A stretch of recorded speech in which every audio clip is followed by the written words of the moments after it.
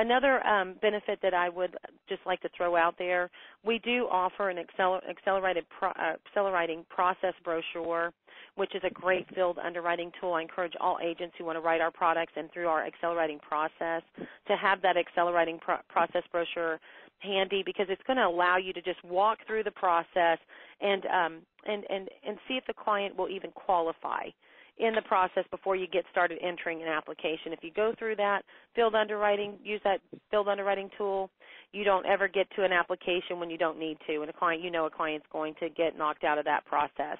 When in doubt with a medical impairment, you're always welcome to call in to me. I can get you to an underwriter, and we can do a risk assessment. So Sagicor does offer access to underwriters for risk assessments to pre-assess prior to you submitting an application and having any issues with declines or other than applied. I'm going to stop right there for a moment and see if there's any questions. Joe, we have any questions at this time before we get into the underwriting tips? Yes, I've got one right now. If anybody has any questions, do me a *2. And Jay will open you up, but I've got my dear friend Marie. Marie, you're on the air. Good morning. Yes, hi. Good morning, everyone. You mentioned non-med is 65 and under. That's any amount of coverage applied for? Thank you, Marie. Good morning. That is for $400,000 and below in face amount.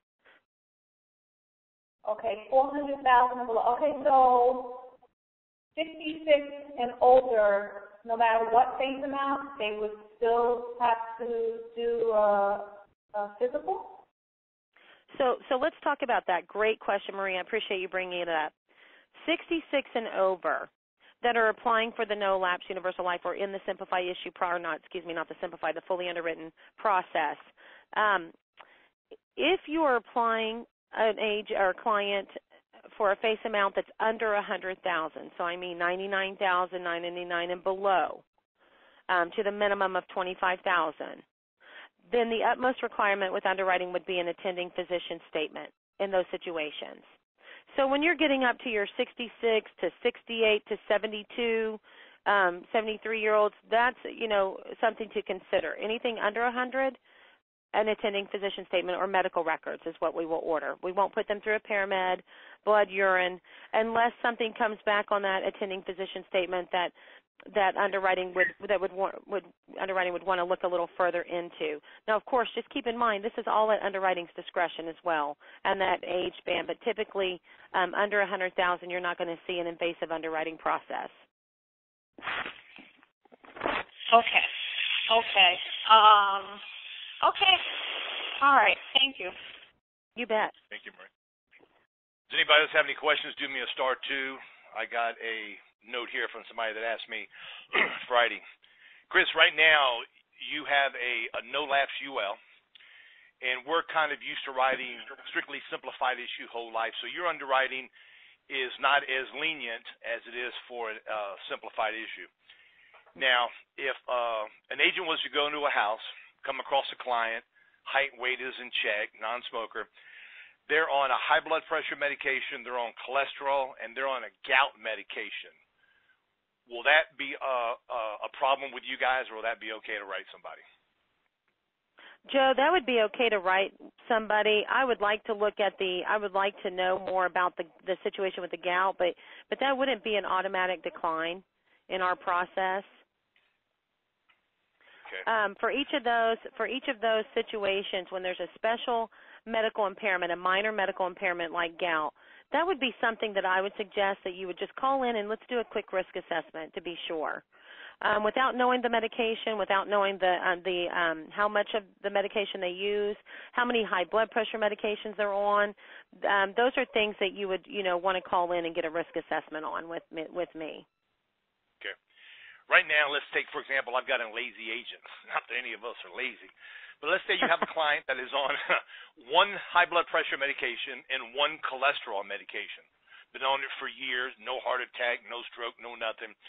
Does that need a risk assessment, or is that something they can just go on and write up? They can go on and write that up. Actually, with that kind of situation, as long as they've got a preferred weight build, no other medications, no other medical impairments, that one blood pressure medication and that one cholesterol could still qualify for a preferred risk class in this process. So absolutely no need to do a risk assessment unless you uncover another medical impairment with those two things. Okay.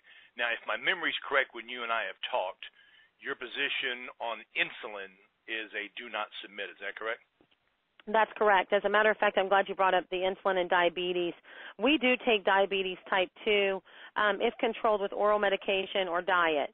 However, any diagnosis under age 50 would be a decline in this process, in the Simplify issue process. It's not that we don't want to cover folks, in this process, but we are looking for a healthier batch of clientele. Reason for that is you're in a Simplify issue process. So we're going to give you an immediate decision, an immediate policy at e-delivery, but we can't do any extra research on the medication. So just keep in mind, we run 3 reports. We run a prescription history report. We do a 5-year, up to a 5-year. It could be a little bit more than that. Look on prescription history.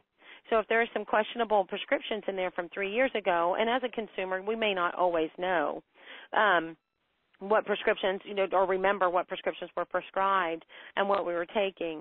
But we will look at that on this end. That will report over an MIB report and a motor vehicle report as well. Those could be up to 5 years on the look back, if not a couple of years even beyond the 5-year look back.